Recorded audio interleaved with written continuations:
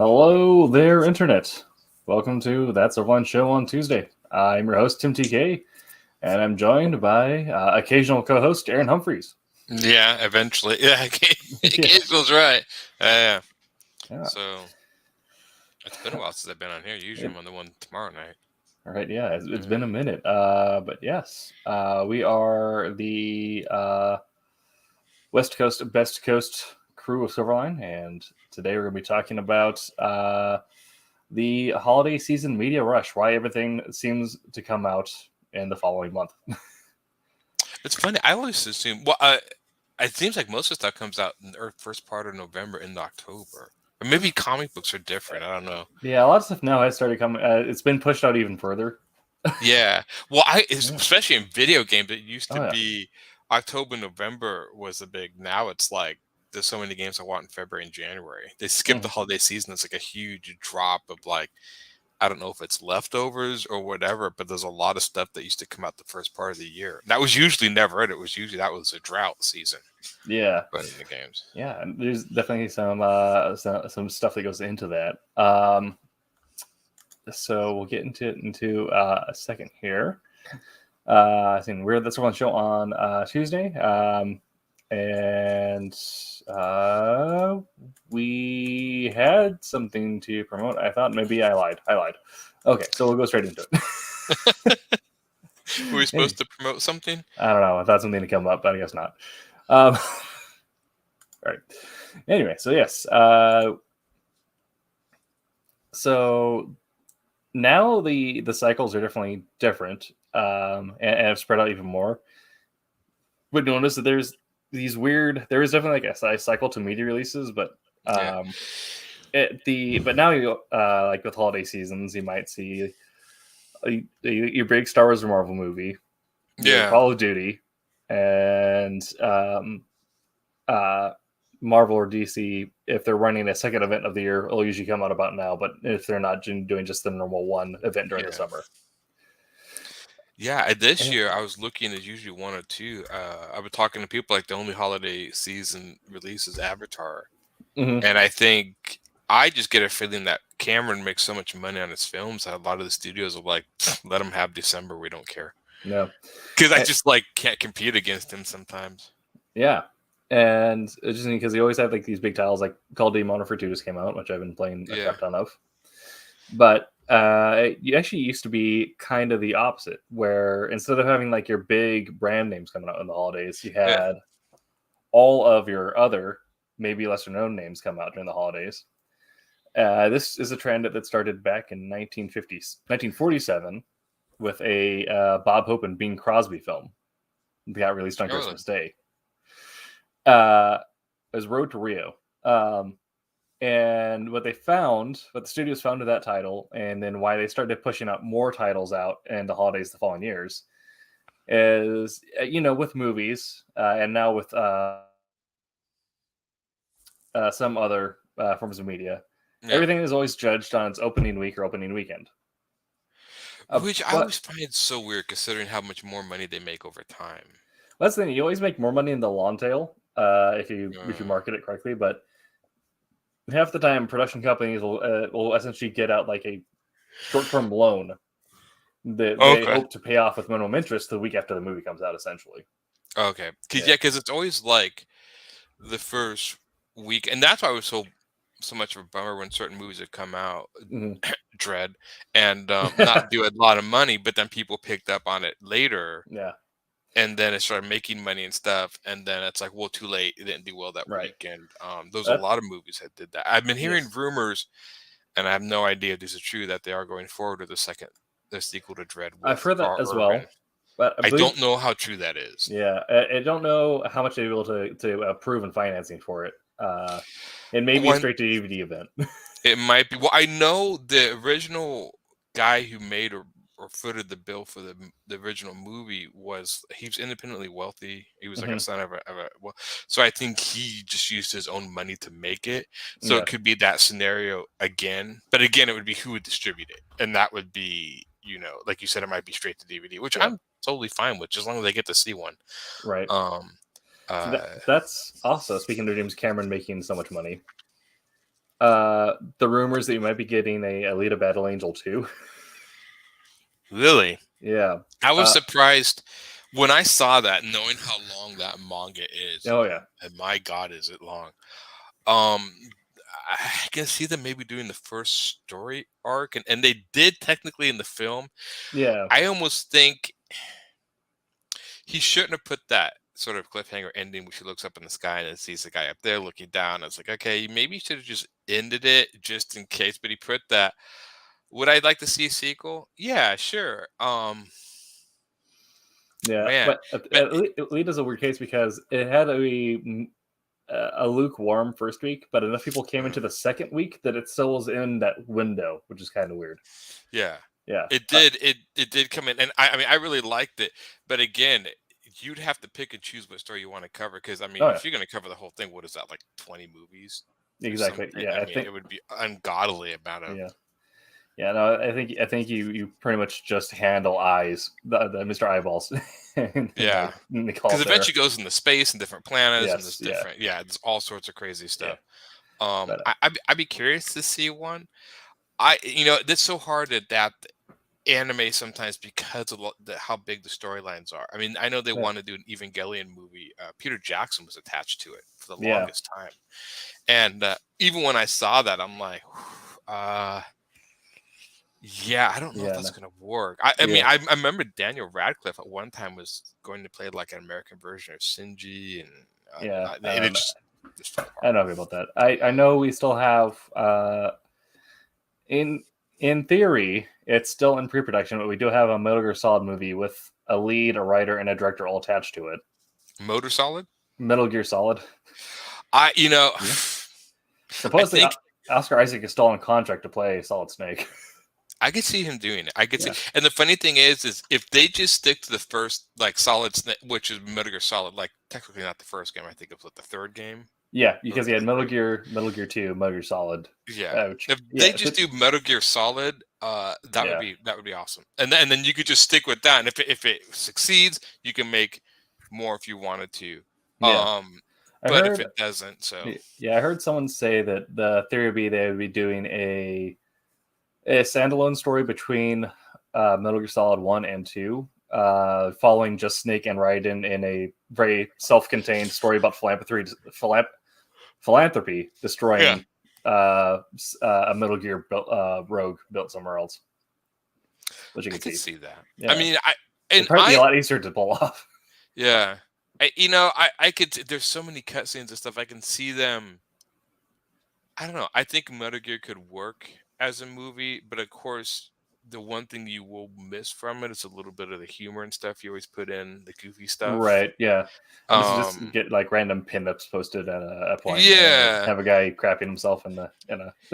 It's funny. I think Metal Gear, because I know Kojima always wanted to be a filmmaker. That's what he originally wanted to be, and so that's why his games are so story and cinematically intensive because of that. Yeah. But he did create, did a good job of breaking the fourth wall and doing stuff with the game. Like even in the second one, when basically they kind of said like your PlayStation 2 is the one controlling you, and just like all this crazy, I don't know if they could do that in the movie, but I'd be curious to see them try. Yeah. So yeah, he knew for sure he'd put in some commentary in there about consumerism. You're here in a theater. Because Metal Gear is such a, I mean, it's it's a military espionage spy, but there's so much commentary he puts in about things. Everything, I'd be curious. I mean, is he gonna bring back the mullet? I mean, he has to have the mullet. The mullet, the mullet and the headband, I've been hearing rumors that Kurt Russell's coming back for a third Escape from the. A third Escape, yes. Which I mean, you know what? I'm here for it. I'm here for it. The only thing that's kind of, and I can understand why John Carpenter is not directing it, which I can understand why. I think he retired from directing a while ago. Yeah, John Carpenter is enjoying a well-earned retirement. Yeah, he's done so many movies. But I know when they were going to do Escape from New York, they're going to remake it, and Kurt Russell got irritated, mad, because it's like, no, me and John put a lot of work into that Snake Plissken, and I can understand that. I don't know. I'd be curious to see it. I'd be curious to see if he's going to play Snake Plissken or Yeah. It'd be kind of funny Kurt if Russell's they. not young. I Yeah. mean, he's got to be pushing 70 now. And it'd be interesting if life imitated art for a second there, because Metal Gear famously based off of Escape from New York and Escape from LA. So then it'd be interesting if then they copy Metal Gear Solid 4 and have him be old Snake. That's why I thought. Well, apparently I read somewhere that there was supposed to be a third one. So there was supposed to be Escape from New York, obviously, and then years later they made Escape from LA, which no one likes, but I actually likes. I love the ending to it. It was very Snake Plissken what he did at the ending. It definitely has it has moments, but there's goofy. There's some goofy in there that was beyond. I mean, the surfing scene is just that's all you need. It was just. I remember they asked John Carpenter why this sort of tone change, because the first one was pretty serious, and he was like, well, Snake Plissken's such a cool, calm, collect character. Idea was just thinking of all this crazy stuff and shoving him in there and seeing how this character would react to like surfing or the plastic surgery. I'm like, okay, I can kind of see that. Yeah. Like, you just have this cool, calm, collect character who's just reacting to the absurdity of social. And how could you not do an Escape from LA without talking about the absurdity of LA social culture? I mean, there is an absurdity to it. But the third one was supposed to be Escape from Earth, I read. Which made sense after the second one because of what the Earth had become. Be curious to see. That's all I heard. I think it was like, I don't know if there was a fourth one, but it was supposed to be him getting off the planet. I'm like, oh, that would have been cool. All right. Interesting. Yeah. I don't know if that's what they're gonna do for the third one. And that's what I was wondering. Like, are they gonna go with the planned third one or just something new? I think it's supposed to be kind of maybe a remake or a sequel. I don't know what it is. It's done by the guys who did, I don't know, directed some horror movie, which never. Look, I like horror movies too, but every time they say like this movie's rebooted, and what did these guys do? Like some Chucky movie, you're like, right, okay. This is fine. It's fine. We can do this. We can deal with this. Yes. Because did you watch the Hellraiser sequel? I did. Hellraiser? Yeah. What'd you think of it? I actually liked it quite a bit. They were more true to they differed from the source material more than the original did, but they're more true to the heart of the source material. Yeah. Yeah, which I definitely felt a lot more. I mean, Clive Barker even said that it felt more like the message he wanted to convey, which is why he's writing another book now based off of that movie. Oh, really? Yeah, so now he's writing one about the new Hell Priest, and he's calling her Hell Queen. So she might get if they create a sequel to this one, she might get renamed to Hell Queen because he's creating a new character based off this Hell Priest. Yeah. I did like the different formations of the box. I thought that was interesting how it would go through different and they brought in the god. I love the way they did the Cenobites. I thought the idea, the fact that their skin flayed was like their costume, I thought was pure genius. Because I understand the fetish, but that idea of like they're just their body, like the desecration of their bodies becoming like their sort of I don't know. You endure so much torture that you enjoy it, and then you enjoy it. Yeah. I mean, that was always like I thought that was really interesting how also they gave us so much more of the Xenobites, but they didn't tell us that, and they didn't show us behind the curtain. They showed us the room where the curtain is, but they left the curtain there and just showed us a guy on a plaque. Yeah, they did, and I really liked the way that when they called him, how like the environment would alter and morph. That I thought that was really cool. There was a few things where I thought they overcomplicated it a little bit, but nothing big. The guy in the house, I did like the simplicity of the first story where it was more the guy just he was the ultimate thrill seeker and he found the box. Yeah, and like, be careful what you wish for. And then the box went back to the fair where he found it. I like the simplicity of that, but I did like the stuff they added to this. Wasn't like, I don't think anything could replace the original as far as just like the classic, but out of all the ones that I've seen, it's like, well, this one has some cool ideas. I did like the idea of like calling down this sort of god. And then you can like, and then what's your pleasure? But it's always like, be careful what you wish for again, exactly. Yeah. I mean, they definitely hit him a lot, but I like it more than the third one for sure. It did make me squirm when he had that contraption in his chest and it kept spinning the nerves. I'm like, oh man! I was like, every time because I knew what they were trying to instill, and I'm like, okay, that's the first time in a horror movie where I've squirmed a little bit every time that thing would move. I'm like, okay, I know what that thing's doing. That's crazy. I had that moment where that one guy, they had one dude was in the basement while they were having their confrontation up in the top room. Yeah. And the one Cenobite that had the piano wire. I don't know if they have a name for her yet, but yeah, and he ended up getting degloved. Yeah. The girl I was with would just immediately was like, nope, I'm not, nope. Yeah. Yeah, they did some. One guy actually said that I think they could have pushed more of the gore, and I'm like, no, I think they did a good job with what they had. Because I mean, that's the thing about like, because if your horror movie becomes all about gore, then it's a whole other thing. But if a horror movie tries to have a story, then the gore needs to complement it, not override it. And I feel like they did a job of managing that. The lady who played the pinhead of the Hell Priest did a good job. I liked her a lot. I was surprised that they killed one of the Cenobites when she was trapped behind the cage. I think what it was like, she had the box. Yeah. Cut him. What did you? Just had to go ahead. I think it's kind of interesting that the idea of hell being so stringent on their rules, like, you made the deal, you abide by it. That's your gift and your punishment. So the idea is like, well, all right, that's a way around the deal. Yeah, like, these are the rules, and you use them. Right, because he was trying to get the, don't kill me, and it's not the Cenobite. You think, oh no, but it was like, no, okay, that was the rule. Twist. Yeah. Did you like the idea of the box cutting somebody? Because that was never in the original. The box I thought that was interesting. I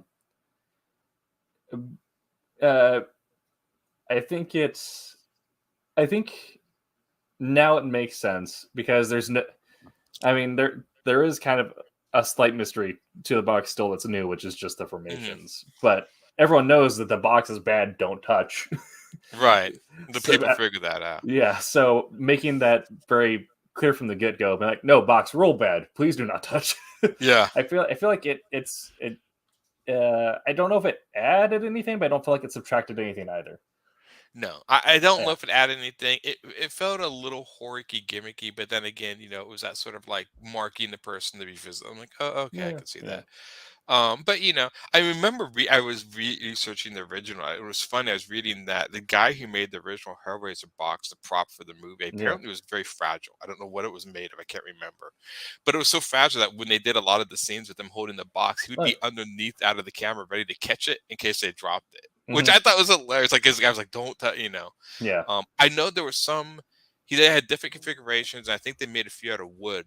With the ones that like moved, like they have certain ones that would move that would look like it was combining. Now with computers, they were able to do some pretty cool transformations of the box. Yeah, which I thought was cool. I'd be curious if Clive Barker's writing a sequel to the Hellbound Heart. I'd be curious if he's going to put the box in there because it was never in the original story. That was just. I don't know if it is. I think it may be just about more or less a haunting by Hell Queen. I don't know if they'll put the box in. He might because it's so iconic, or might allude to it. I'd imagine.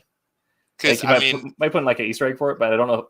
I remember there was like a guy who turned his GameCube into the Hellraiser box. I thought that was great. I was like, after I saw that, I'm like, man, I wish I would have thought. Right. I know. Some people do some impressive stuff. All right. We got very far afield. Yeah. That's the Tuesday show. We have a subject and then we deviate, and that's our pattern. Anyway, so yeah, we had that. The Bob Hope and Bing Crosby came out in Christmas. They found out that by giving movies a time period beyond the initial week, you can actually coax more moviegoers to go. So it ended up becoming this pattern where if you had a movie that you scheduled coming on Christmas, you could get an extended notice period on your loan and things like that.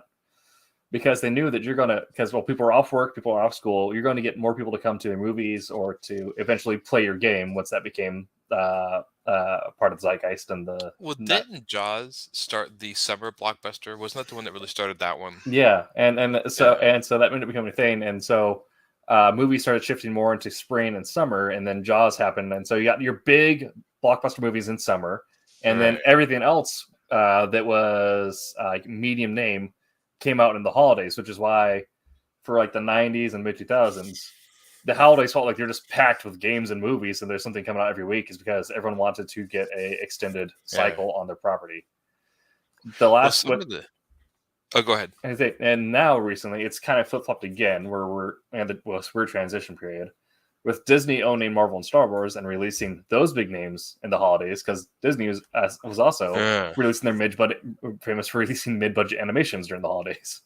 Well, they're releasing Avatar. I mean, Disney owns, I think, is distributor. I mean, Cameron, I think, owns Avatar, but I think Disney's the distributor of it. Yeah, I believe they're technically in partnership because they have essentially it's like where he has creative rights, but they have design rights, so they can. That's how they're able to create Avatar World and stuff. Is they like we can use the design, we just can't create a new story without him first. Yeah, well, I would never imagine Cameron has no reason to ever sell that. Yeah, no, he's holding on to the story rights for as long as he lives.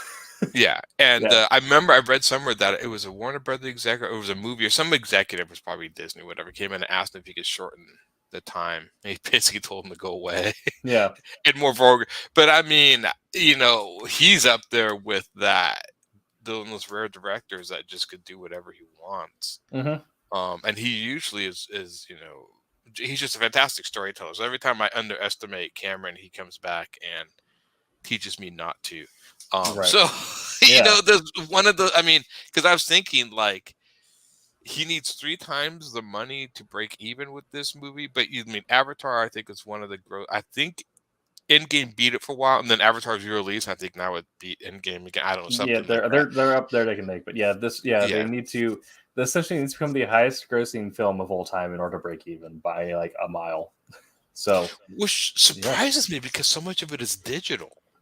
I would think that would lower the cost and raise the cost. It's because it's such high fidelity visual and it's so much digital that essentially you're paying what would take a VFX artist a couple months to create and then throw up in the background and film everything on there. Instead, they're having to render everything individually. So they probably shot it all within like 3 months and then took 5 years just to develop the CGI around it. That's what I'm thinking. I mean, I know it looks pretty, and even the old Avatar looks good. I didn't see. Did you see the re-release? Because he re-released that it was supposed to be. He upped the graphics, or I mean, it's the first time I've ever heard. Like, it literally, they do remake a video games. Like, we do better graphics. They actually did that with the new Avatar, I think, or it was in 4K or something. Okay. It was something because I remember Cameron, now it looks better than ever, and I'm like, okay. But yeah, he's I'd be curious. This one's over 3 hours long, they said. Yeah. It'll be I'll probably go see it. Oh yeah, I mean, I definitely want to see it. It's just, he said, depending on how well this does, he'll decide whether he wants to make 4 and 5. And I'm like, so there's a 3 already made then. Yeah. Like 3's already made. I can't take it. I know he had plans for 5. He had plans for 5, but a commitment for 3, I think, was what he came out with originally, was that regardless of movies are happening, if they all do well, he'll go up to 5. But yeah. Well, they're supposed to be generational, and you could already. Oh, sorry. 1 second. Sure.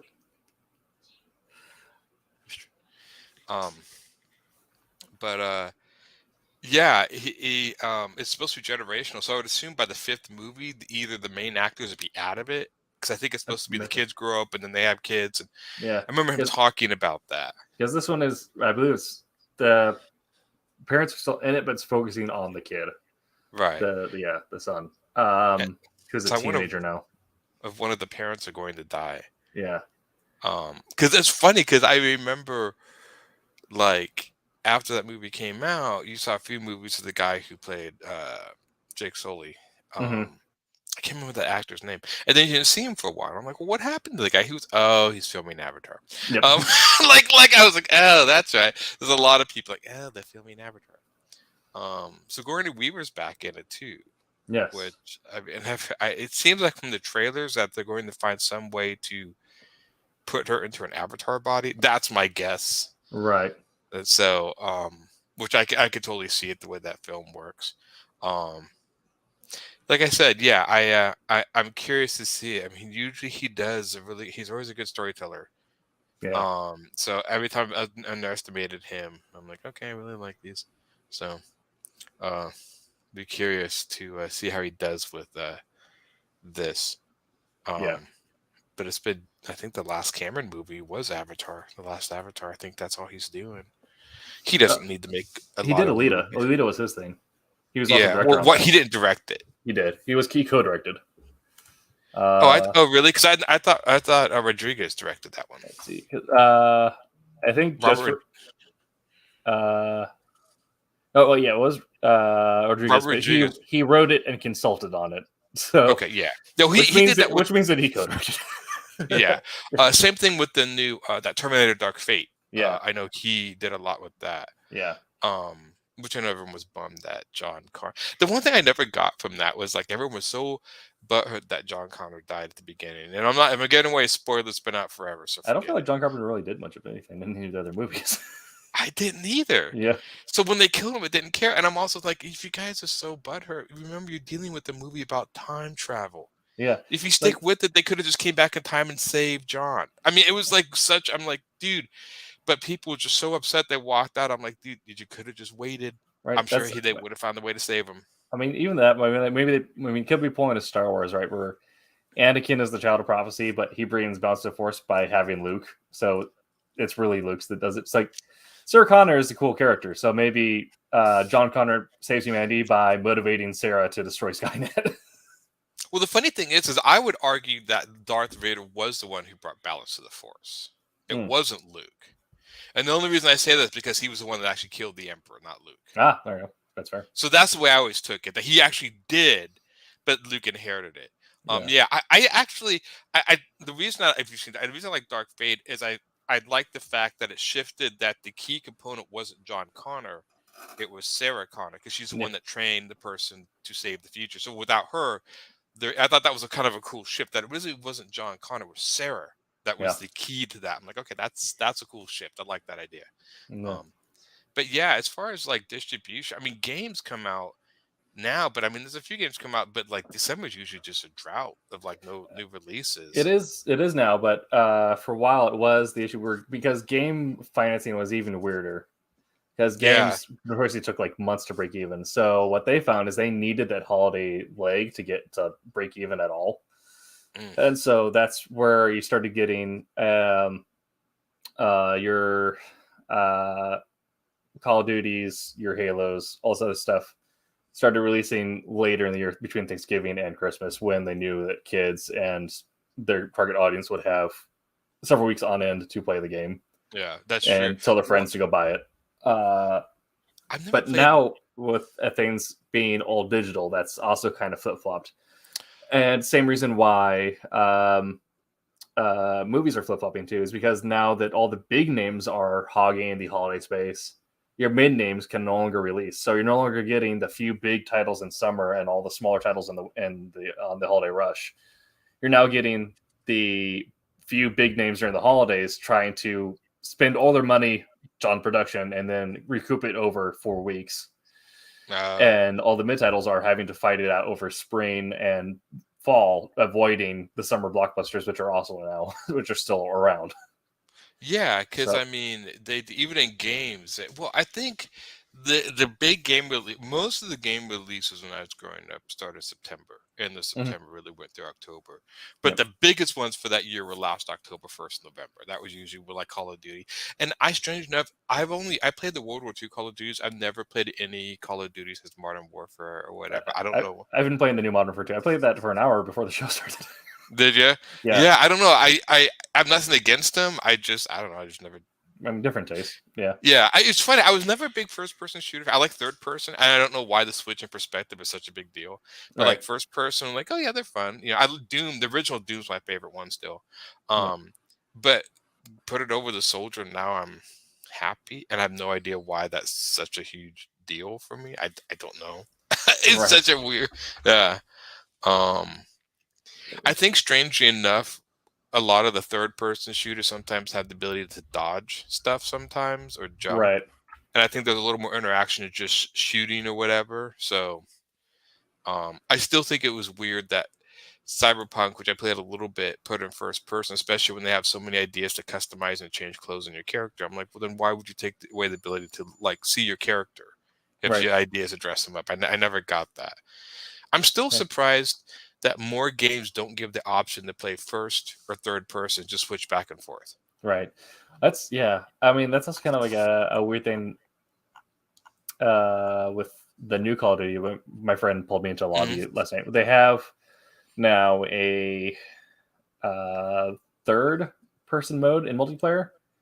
Okay. Which is weird getting used to that. But yeah, it's you can play in first person lobbies or third person lobbies. Because the thing about third person, if you pull the camera back, you can see people coming in behind you. Right, you can peek around walls and stuff. Yeah. Yeah. So it was one of those that can change it, but I just always thought, because I remember when Metroid Prime came out, they had the ability to go first person, the third person, the camera would pull out. I'm like, well, that's cool. People should, not a lot of games take advantage of that sometimes. Yeah. I don't know. Like I said, I don't mind first person. Am I the only one when you play first person? Do you look down and see if you have feet? I do. I didn't at first, and then once that started becoming more of a thing, I'll do it now. So like when I did it in Cyberpunk, I'm like, oh hey, I have feet, right? Because always, for some odd reason, I'm always like, am I floating torso? Or do I have feet? Right. The one I really noticed that the most was like the Halo games. Halo always put like a full character. Yeah. So they had feet. Yes. But for some odd reason, I don't know why that was important. I guess it just felt like, some level of immersion. Yeah, I don't know. I mean, you rarely ever look straight down, so it's not like a huge deal breaker. But I was always wondering, did you have feet? And some you do, some you don't. Right. So it's kind of just to illustrate the point here. So we're still in the stage where media release schedules are flip flopping. So we still have a lot of mid names coming out in December during the holiday rush. However, it's creating the holiday rush. Yeah. However, so many big names dominate that space that it's getting harder for them to make any money. So that's why you're seeing these begin to move more into fall or spring. So last year, for example, games-wise, in November, we had Halo Infinite, Battlefield 2042 release. I can't think of any other game that released, even though several games released every week in both November and December. Well, like the first part of this year, we had Horizon Zero Dawn, or Horizon Forbidden West. Yeah. Which is a big one. That came out the first part of the year. I'm actually playing through that. And I'm like, oh, I'm playing for a while. And now I'm starting to realize how much of this game there is. Yeah, like I like video games, but people. Yeah. I feel like they had, that's one of the things where like they were smart and they pushed it back to the start of the year after, essentially, once we entered into a new cycle. But movie-wise, also that year. Yeah. December, ones that everyone probably knows, Spider-Man No Way Home, The Matrix, and Dune all came out the same month. However, there were 3 weeks in December where over 10 movies released that week. Really? Yeah. Now, I was surprised there's no Avatar. Like I think it's the beginning of next year, John Wick 4 comes out. Yeah. Which I'm a big John Wick fan. I'm a big John Wick fan, but I hope they end it with this one. Like, at least the Keanu Reeves story, because I don't know. I mean, I thought they were getting at the third one. Then the fourth one, I'm like, okay. I don't mind watching them. I just give me some sort of closure instead of another cliffhanger. Yeah, I know they're positioning towards that. Because after this, another movie is coming out called Ballerina, which is set in the John Wick universe, but follows Ana de Armas as one of the students from the ballerina school that John Wick was associated with. Yeah. See, I could see that. Like, I like John Wick, but the universe, like, let's see, like, some others. I think I heard about the ballerina. I know they were going to do a TV show, but I don't know if that's still happening. I don't know. Yeah. I have no idea if that was. I think that was on the hotel. Well, I can't remember the name of the hotel right now. The Continental, I believe. Continental, yeah. Yeah. So, yeah, I'm not sure. But, I mean, yeah, I thought, like, you would have, because, I mean, you usually have a Star Wars. Or used to be when I was, for the longest time, it was the Harry Potters during Harry Potter, yeah. Harry Potter, Star Wars, and then maybe, and then once Marvel became a thing of Marvel. But now, this year, it feels like everything is in Avatar, and I have not seen the trailer for anything else releasing in December. Yeah, I mean, this Black Panther came out, but it came out in November. Which to me, I'm like, does that still? Yeah, I guess it still counts. I always think of like the big holiday movies come out literally on December, right around Christmas. Right around Christmas, yeah. But November is technically part of it, but it's again at that point where they're pushing it further forward in November, trying to get more into like early fall, but just to get to get away from the big titles which are now dominating that window. So now they need to get 4 weeks in Thanksgiving or something, or try to, like, instead of getting 4 weeks in December to try and make their long tail, they have to get like deal with 2 weeks or whatever in November or anything like that, just to fight the way scheduling is flopped on them. Yeah. I would I'd be curious to see how well Avatar does. I think it will do well. The funny thing is Cameron usually doesn't make many sequels to his movies. I mean, weird as it is, he made sequel to Terminator. Yeah. But that was the only one he made. He made the third one, which I think it was, I couldn't tell if he wanted to make a sequel or was it more like he got the rights back and then he had to maybe do something with them. I don't know. He got the rights back, and so, but he said, this one didn't do well, so I think he's kind of done with Terminator.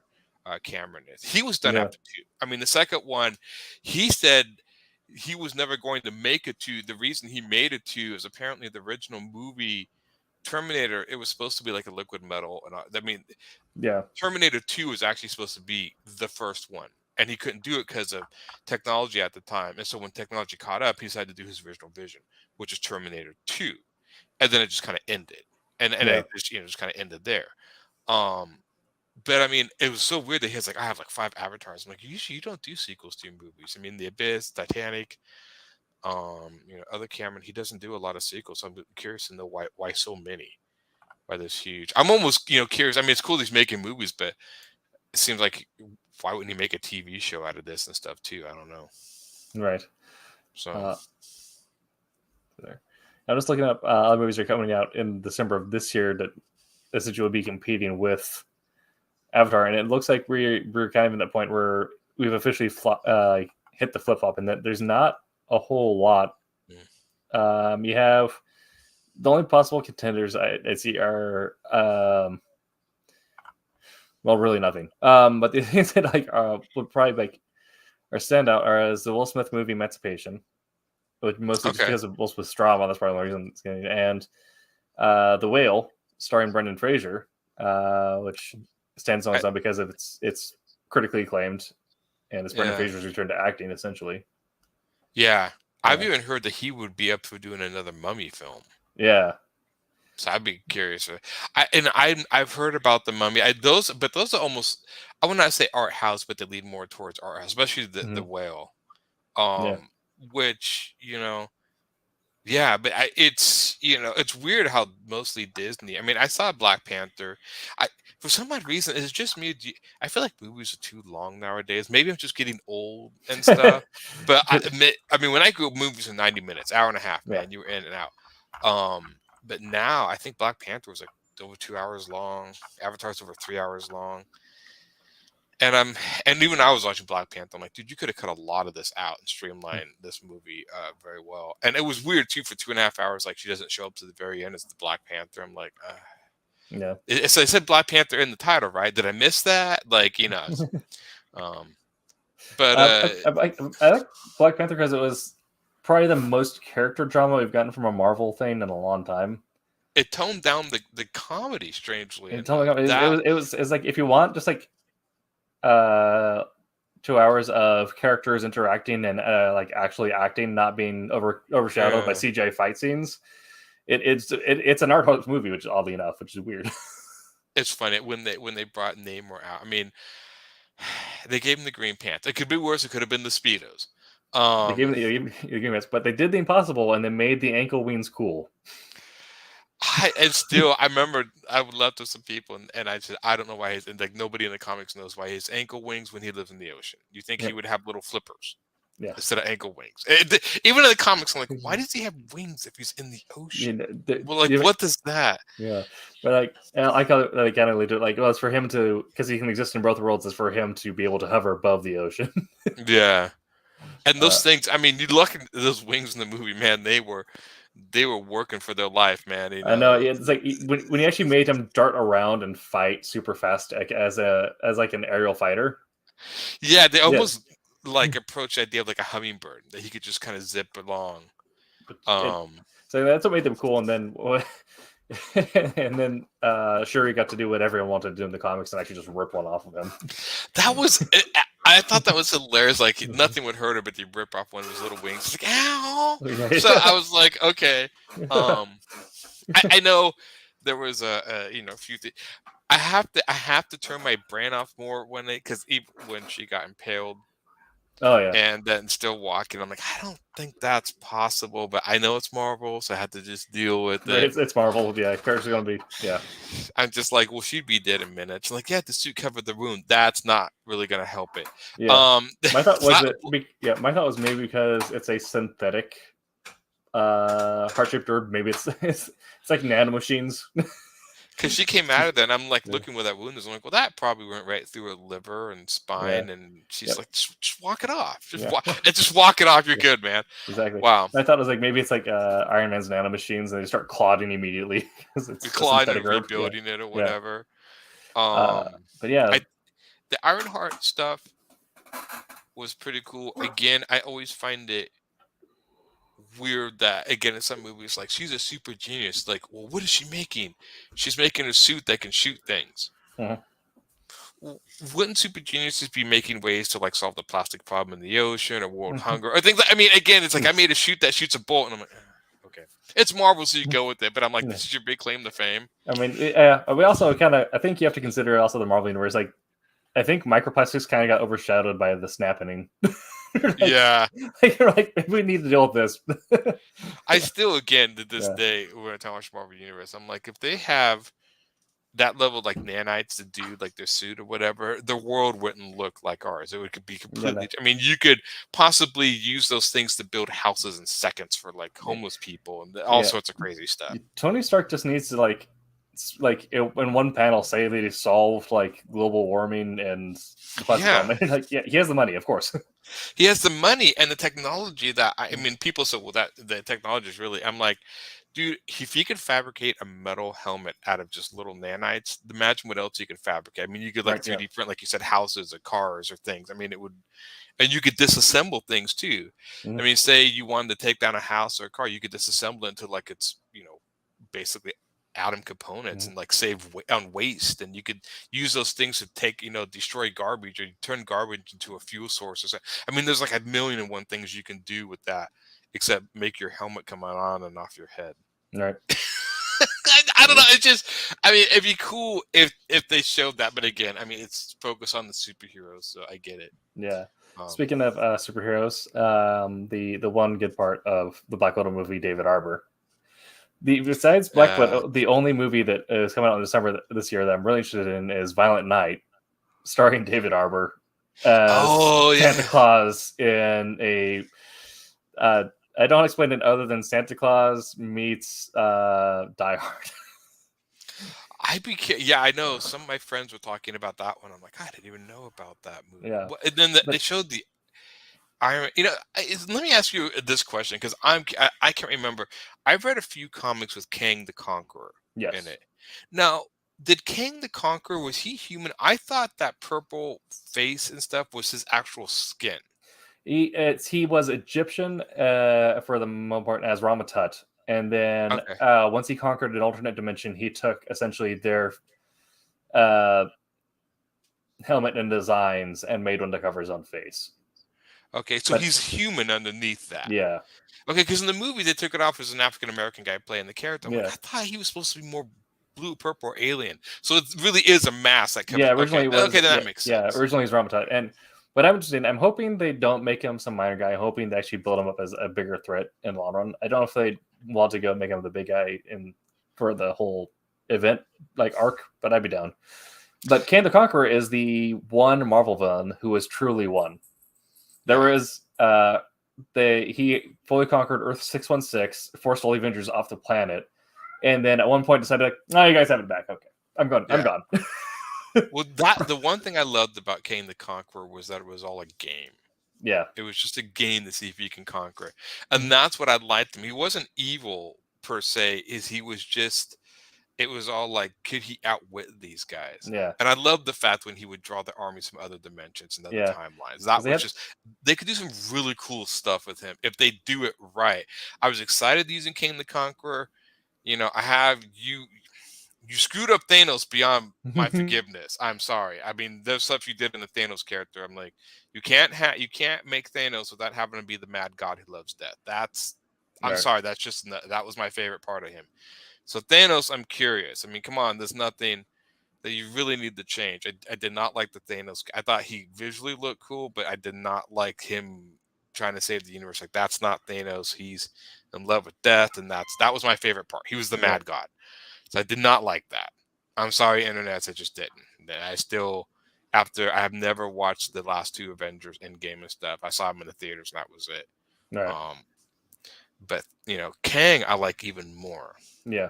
So if they mess this up, then maybe no coming back for me for this one. I really like him. Yeah. They destroyed Ultron. They made him into like this sarcastic. I mean, he was supposed to be. I remember. I think it was in one of the ones George Perez did, where Ultron literally killed a third world nation just to get the Avengers' attention. That was like, I mean, that's how much of a yes. They kind of went straight for Pemtron because that's where Ultron got very snarky, is when he absorbed Hank Pym's yeah. It's like I'm hoping they from what I gather from the trailers, it sounds like they are treating him as just like he's the conqueror for sport, because they that one line where he's talking to Scott Lang and he's like, "Are you an Avenger? Did I kill you?" And then in the other trailer, I get the idea where he's essentially creating like the rules for a game. Is like, "Hey, I'm going to give you all this time to do this, but you got to do this. These are the rules, all right?" This is like conquering you by creating a rule set and beating you on the board. Because there's nothing offensive about that. Yeah. I still, to this day, don't really, out of all the stuff they've brought into the Marvel Universe, I never really understood why they took away the whole Thanos loves death and killed half the universe to get her attention. I mean, because they brought some pretty dark stuff into the Marvel Universe. I was never sure why that was too dark. Honestly, I don't think it's too dark. I think they thought it was too weird before they brought in Celestials. But I think honestly, I know. But I think honestly, his death probably would have sold better than Celestials did. Yeah, I think it was just the idea of like he's in love with. I mean, they brought the Celestials and the gods in. I mean, it was just like he wanted to impress Death. So what better way to impress Death than kill half the universe to get her? And it was, and I mean, that's what was just the one thing. I remember reading one of the fights the Avengers had with Thanos in one of the books, and I think it was the main Infinity Wars. And I always liked the idea that he was just like, as the Avengers were coming at him, he was like changing them into like butterflies or warping reality. I mean, he was just like, for them to get him, he would like destroy the reality or turn him into something else where they get him and touch him. And I always thought that was a cool. They didn't do that in the movie. I mean, they are actually able to punch him or whatever. But in the original book, it was like this guy literally. These like, imagine the Avengers are trying to attack God, who could remake reality as he sees fit. He's just remaking reality around them. And I thought that was really good when they finally figured out how to get around it and stuff. Yeah. I think I would have liked to see Adam Warlock before that, because like that was like his whole thing was like he's the man outside of reality. Yeah. And so I don't know.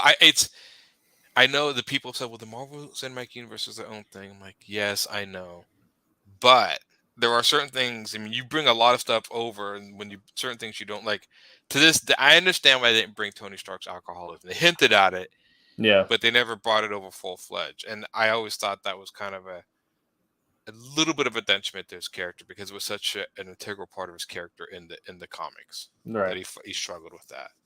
I don't know. It's funny as far as games. Now, as far as release timelines and stuff, do you see that in comics? Is there like, I know summer is usually the crossover event for comics, but December, and I don't remember huge things. I'm trying to remember like big time frames where like a lot of big comics come out. Usually it's always like the backups. Like if they're doing like a big summer thing, like they do Countdown to Armageddon during the summer, but they don't want to wait until the next year, or there is something scheduled for next year, then they did Armageddon in November or whatever, where like essentially if they're trying to pack in two big events before they go into another one, they'll pack it into the same year. But December is always the follow-up, like if it's the backup if they need it. Okay. Yeah. Because I still go in the comics and like mostly buy graphic novels. I don't buy a lot of single issues here and there every once in a while. But I usually pick and choose what looks interesting. So I haven't followed a series in a long time. Like I know of series. Like I bought when I saw the collected edition of Luther Strode. I bought that because I'd heard about it. I'm like, okay, I'll give this a shot, because I like the artwork. The gentleman who does the art in that. So there's certain ones where like I hear them later. I'm like, oh, they have a collected version, then buy that and read it. But it's been a long time since I followed. Do you follow do you buy floppy still? You mostly just buy graphic. I mostly buy graphic novels and collected. The only two things that I'm following right now, and I have to follow them digitally because just availability of my shop, is X-Men and Department of Truth. Department of Truth, that's an Image book, isn't it? It's an Image book, yeah, by James Tynion, and it's super fun. The art is super weird. The concept is fantastic. Essentially, it's liminal space. Mass belief brings things into reality. So when people start mass believing all this weird like stuff like lizard people or whatever, then they start coming into reality. So the Department of Truth are the men in black who actually have to say like, no, these don't exist. Calm down, and they have to go kill lizard men like inside these like liminal spaces that are outside reality. So they did one like, they did one with the Denver airport where there's that whole like weird thing of like the Denver airport housing this Freemason facility or whatever. And so the guys had to go like, well, this doesn't exist space, so we have to think it exists here, and the door appears. Like, okay, now we can go deal with this. Because I know that. I mean, I remember the terms of those is called tulpas. Yeah, tulpas. Yeah. Which I always thought. I mean, they've hinted at in other horror shows, but it's kind of cool that they, actually manifest and have to go. Yeah. Yeah. I mean, I'm trying to think. I try to read some of the newer comics, like superhero stuff, but I can't get into it. The funny thing is I need to go to the library. I buy comics, but sometimes when I go to the library, that's when I'll pick up superhero books because I'm like, oh, okay. Usually they're months behind what's currently happening. That's how I find out about a lot of the superhero stuff here and there, whatever. Yeah.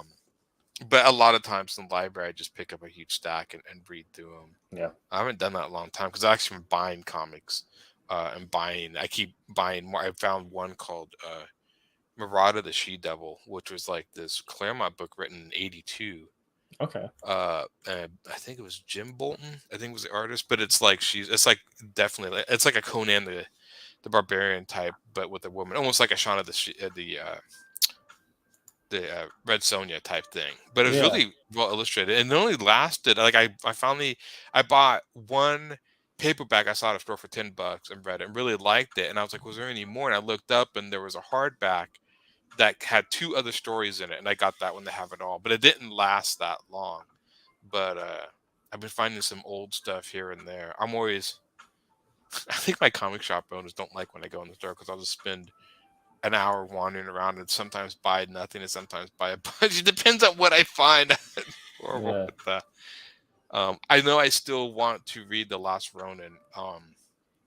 Before I do that, the Ninja Turtles had a storyline called the City at War, and I think it was like volume 4 and 5.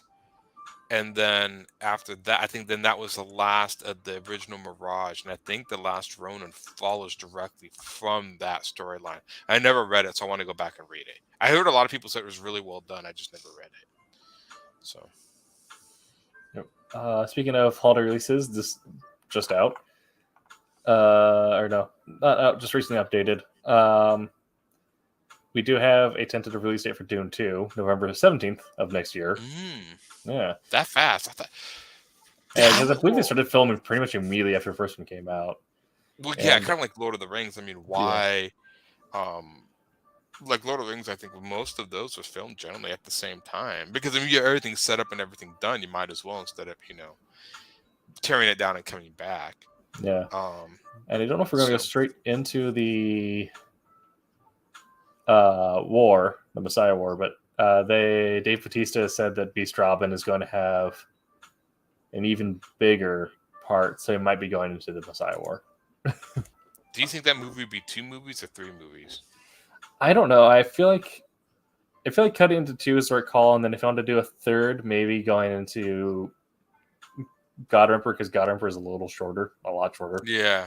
But because I was even that I'm like 2. I'm like, because in fact I was surprised at that new God of War game, the second I thought the second game that came out for Ragnarok was the middle of the story. Like, no, this ends that story.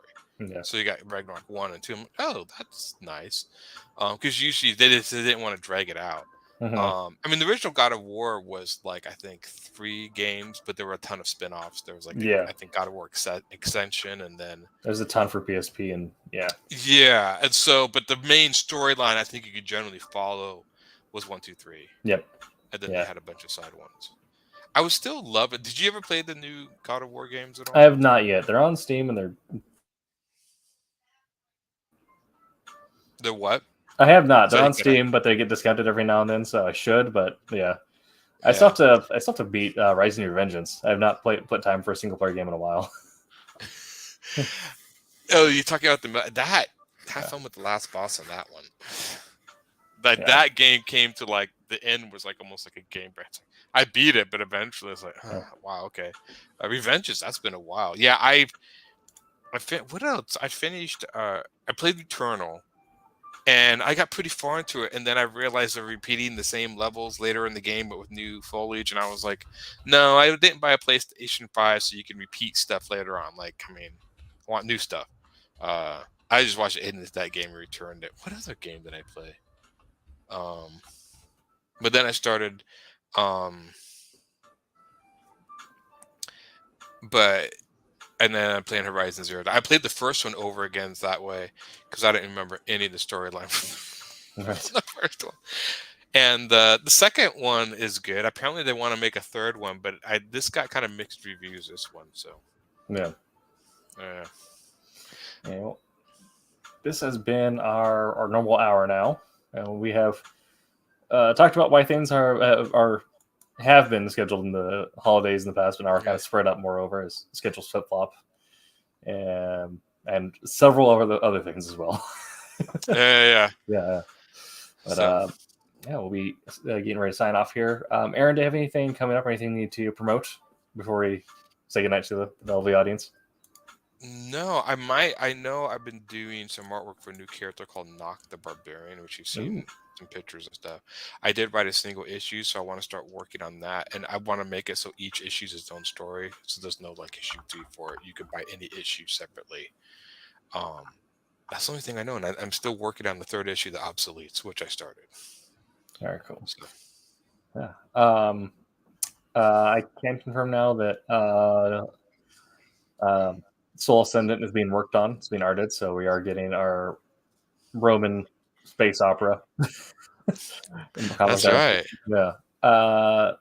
Only thing that I have immediately coming out that I need to shout out is this Sunday I am back in the Halo competitive circuit, and I'm competing in the Pepper Open, sponsored by Skull Candy. So if anyone watches competitive video games, I will be competing in these sports this Sunday. So nice. Like the gaming station and Skull Candy should be hosting the finals or whatever if I end up making it into there, which I don't know if I will, but fingers crossed. Yeah. So cool. All right. Okay. Well, this weekend we have been That's a Fun Show on Tuesday. Be sure to check out the Wednesday and Sunday show, 8 p.m. Eastern. We will be back next week talking about reaching out to publishers or how you get publishers and others to see your comics, essentially, or get your stuff in front of their eyes. Yeah. So if anyone's interested in pitching their comic, if you've written something or have drawn something or collaborated and haven't yet and want to go through a traditional publisher and haven't been able to figure out how to get their eyes on it, that's what we'll be talking about. I'll be here for that one. That'd be cool. I should be here. Okay. So. Well, we'll end our show there then. All right. Sounds good. All right. Thank you, everyone. See you next week. Until that time, make mine Silverline. Hey, I'm Pat Broderick. Make mine Silverline.